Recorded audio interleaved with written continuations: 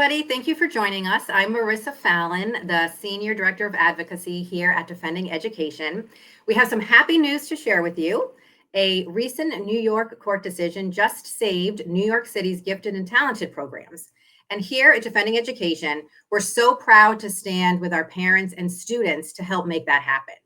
These programs, these gifted and talented programs, are delivering incredible results for our students and our families. But many parents are starting to ask, what does this decision really mean to parents across the country and in New York? So here to help explain and analyze is Defending Education's Vice President and Legal Fellow, Sarah Parshall Perry. Sarah, thank you so much for joining me. Thanks for having me, Marissa.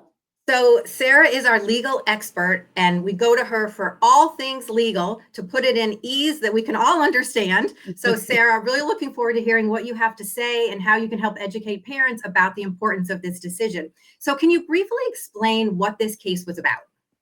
Yeah, so a group of children had alleged that the Gifted and Talented program was ultimately not racially conscious enough. They had claimed a right to a so-called anti-racist education, including within the Gifted and Talented program. They said that between the screening policies, the curriculum content, and the lack of diversity in the teacher workforce, it was somehow discriminatory against disproportionately affected Black and Latino students, and that they were being essentially divested of an equal educational opportunity because race wasn't considered enough of a factor.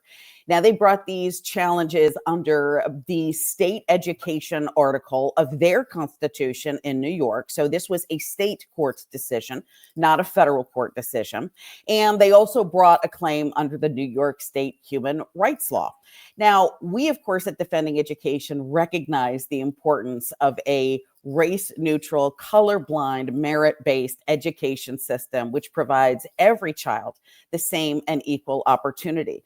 So we actually had a group of parents in New York itself, 6 parents specifically with children in the system, who wanted to intervene. They wanted to defend this actual program because they had a stake in the outcome.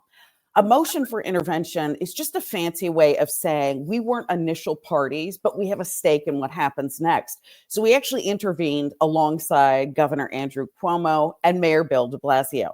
That will probably be the one and only time that's kind of a lineup of individuals on the same side of a defendant's bar. But we intervened and were granted oral argument just a few months ago. This was a series of sort of litigation efforts all the way through the state court system, but we finally prevailed at the state Supreme Court level. Now, New York's kind of different. In fact, its Court of Appeals is their Supreme Court, even though their state Supreme Court is the lower court. So the names are a little wonky there.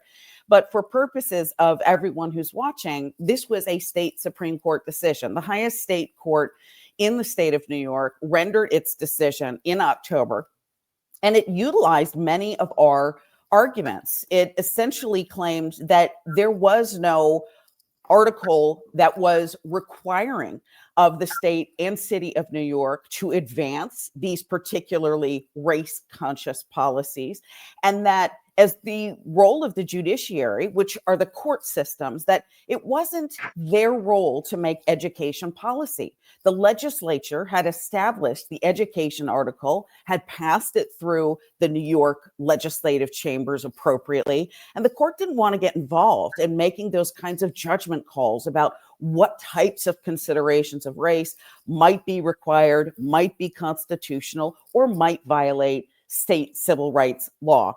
Those were arguments we had advanced at oral arguments many months ago.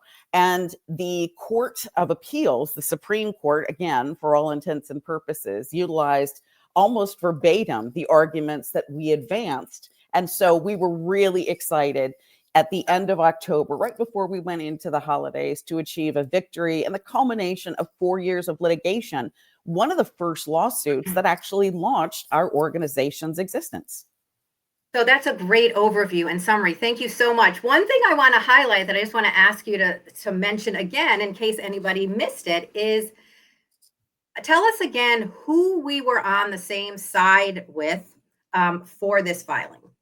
Yeah, this was Governor Andrew Cuomo and Mayor Bill de Blasio. So it was very interesting to see Defending Education lined up with those two individuals as defendants who were intervening to defend New York's gifted and talented program. And Marissa, you and I have talked about what a great gifted and talented program New York City actually has. It is one of the best in the country. It's kind of a crown jewel for many of these programs. It is wildly successful. We have parents with children in the actual program. We feel very passionately about it.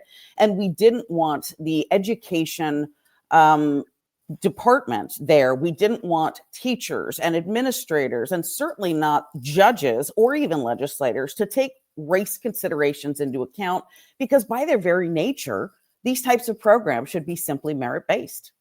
Well, and I think those are such excellent points, because I think we need to be open-minded when we're working in this education advocacy space. We have to find our friends where we can. So sometimes we have to do a little bit of outside of the box thinking and not discount, the opportunity to work with or come in along the side of different groups, because we feel like we may not ideologically align with 100% of what that group or what that person represents. But I did have one question. You mentioned that these were race conscious claims. What's an example of what could have happened to these programs had the plaintiffs won? Very interesting. It would have required most likely an increase in the acceptance of particular minority students, regardless of what their particular scoring were or their aptitude tests actually revealed. Again, we want not only admissions, as the Supreme Court ruled in Students for Fair Admission versus Harvard. We don't just want admissions to be colorblind and race neutral, but we want gifted and talented programs to be the exact same, because to discriminate on the basis of race in favor of one race means you discriminate on the basis of race against another. And what we want simply for these gifted and talented programs is that every child is simply judged on the merit and their scores and their aptitude, and no more. Again, that's the promise that we were delivered not only by the Constitution, but as Martin Luther King Jr. said, that we want people judged by their character and not on the color of their skin. If the plaintiffs had prevailed here, if they had successfully argued they had a state constitutional right to a so-called anti-racist education, that would have mandated more admissions of particular races over others, regardless of what their scores were. So what do you think this decision, and in the near future, immediately, what do you think this decision is going to mean for the gifted and talented programs in New York City? Well, as of right now, they are safe. Although you and I have talked about the fact that there was a not too subtle election not too far ago, and that actually resulted in a changing of the headwinds. Zohran Mamdani has been elected the mayor of New York City. And one of the pledges that he has unfortunately made is to eliminate New York City's gifted and talented program. But what we've done in this case, while it is a state court case and does not have any impact on federal appellate courts or federal courts throughout the nation, the arguments that we've made here in defense of the New York City gifted and talented program are the kinds of arguments that we could make in other states to defend colorblind, merit-based, gifted and talented programs as well. So all is not lost. While this program may indeed be eliminated by the mayor's office, that remains to be seen, but we stand ready to intervene and litigate in defense of other gifted and talented programs across the country. Yeah, so you just answered a question I was going to ask you in a little bit about what's going to happen now. What do we think is going to happen after the swearing in of the new mayor in January? I think there are a lot of parents who are beyond New York City, right? Who are seeing what happened in this case. They saw what happened with Students for Fair Admission. They see what happened, what the ruling was in this case. I myself have a son who attended a gifted and talented high school, and we went through a whole changeover from merit-based admission to some other things a few years ago.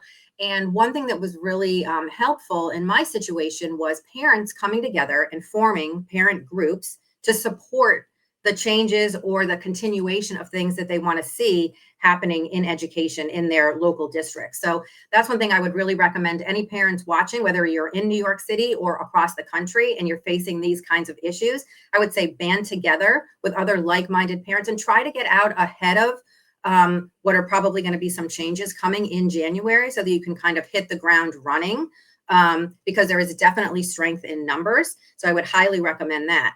And I would love to hear your thoughts about this ruling that happened in New York City for parents that are involved in gifted and talented schools or programs across the country. What kind of impact do you think this New York City ruling is going to have as it kind of makes its way across the country?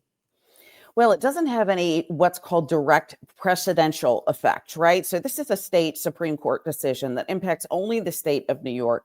But as I said before, this is one of those situations where we've kind of honed our arguments in this particular case in defense of a gifted and talented program. But state court judges are regular people and they pay attention to what happens in other state courts. And while they cannot rely directly on the New York Court of Appeals ruling here, what they can do is take a look at those particular opinions. And when faced with challenges, more often than not, take those types of good arguments into account when they are faced with similar challenges. Our goal is obviously to support these colorblind merit-based programs across the country. And we're looking forward to doing that if the opportunity arises. That's so great. Thank you so much. I hope this conversation has been helpful to everybody who's watching, and I hope that it's motivating you to get involved in your local districts and to really, keep a finger on the pulse of what is happening in your school district. It doesn't have to be a big state lawsuit, a big federal lawsuit for you to get involved. You can get involved by meeting with your principals, meeting with your superintendents, attending your school board meetings, keeping an eye on what's happening in your district at the very beginning.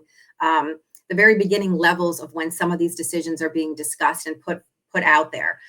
As always, if your school district is trying to remove merit-based admission and gifted and talented programs, we would love to hear from you. Please reach out to us at defendinged.org. We have a form you can fill out. We can follow up with you and get more additional information.